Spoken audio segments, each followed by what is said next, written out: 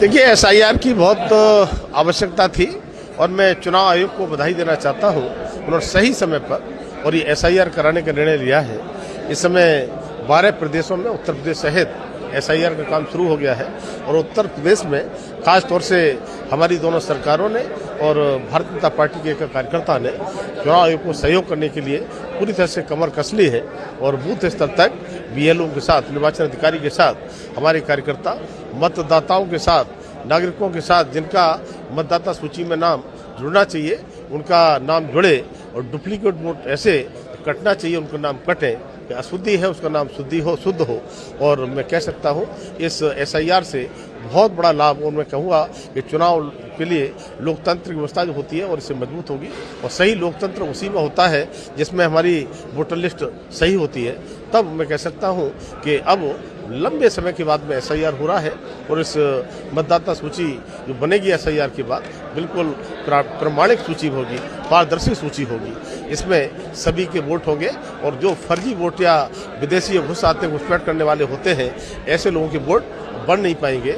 सही हिंदुस्तान का रहने वाला देश का नागरिक हमारा वही मतदाता बनेगा और पारदर्शिता के साथ में वोटिंग करेगा। पश्चिम बंगाल में 12 में से एक राज्य में उन्होंने विरोध कर रहे हैं। मुझे लगता है कि इंडी गठबंधन के वो सारे के सारे दल जो तुष्टीकरण की राजनीति करते हैं, जिनको फर्जी वोटिंग पर ज़्यादा भरोसा रहता है, घुसपैठियों पर भरोसा रहता है, डुप्लीकेट वोटों पर भरोसा रहता है, ये भारतीय जनता पार्टी माननीय प्रधानमंत्री मोदी जी कभी नहीं चाहते।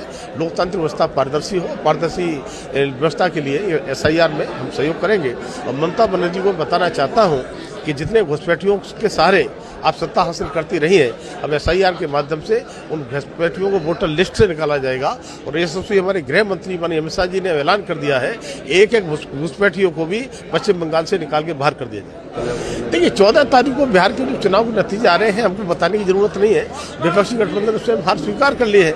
उन्हें पता है कि डबल इंजन की सरकार, एनडीए की सरकार, आदरणीय नीतीश कुमार मोदी के नेतृत्व में जो चुनाव लड़ा जा रहा है और जिस तरह से जंगल राज का खात्मा करके, भ्रष्टाचार का खात्मा करके और डबल इंजन की सरकार ने जो विकास करने का काम किया है बिहार में, आज वही कारण है कि मतदाता निकल के जो आया है।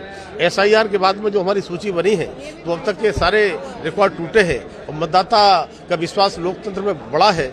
उसी का कारण है कि एनडीए की सरकार 2/3 बहुमत के साथ बनने जा रही है। अब अखिलेश यादव जी यूपी में 2017 में क्या क्या बड़ी बातें करते रहे, 2019 में क्या क्या कहते रहे, 2022 में क्या क्या कहते रहे, अब वो वहाँ भी ऐसे ही कह रहे हैं जैसे उन्होंने यहाँ बुरी तरह से हार मिली है ना, और बिहार में उससे भी ज़्यादा बुरी तरह से हार मिलेगी। इसलिए अखिलेश यादव जी भी उसी कुनबे के हैं जो वो तो परिवारवाद से ऊपर उठ ही नहीं सकते।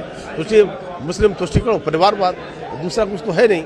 तब मैं कहूँगा कि 2017 से पहले जो जंगल राज भ्रष्टाचार देखा था यूपी के लोगों ने और भाजपा ने नारा दिया था, न गुंडा राज न भ्रष्टाचार, अब की बार भाजपा सरकार। और भाजपा ने हमारे उत्तर प्रदेश के नागरिकों ने भाजपा को आशीर्वाद देने का काम किया है। कोई पीडीए नहीं है, उनका पीडीए है परिवार डेवलपमेंट अथॉरिटी, पूरे परिवार का ही विकास करते रहते हैं। अगर मैं कहूँ उन्हें तो अपने समाज पर ही भरोसा नहीं है। अगर मैं कहूँ कि लंबे समय के बाद में कोई समाजवादी पार्टी का एक भी यादव सांसद नहीं बना पाए, टिकट नहीं दे पाए, वो सांसद है वो भी एक परिवार के ही हैं और तो नहीं है ना कहीं।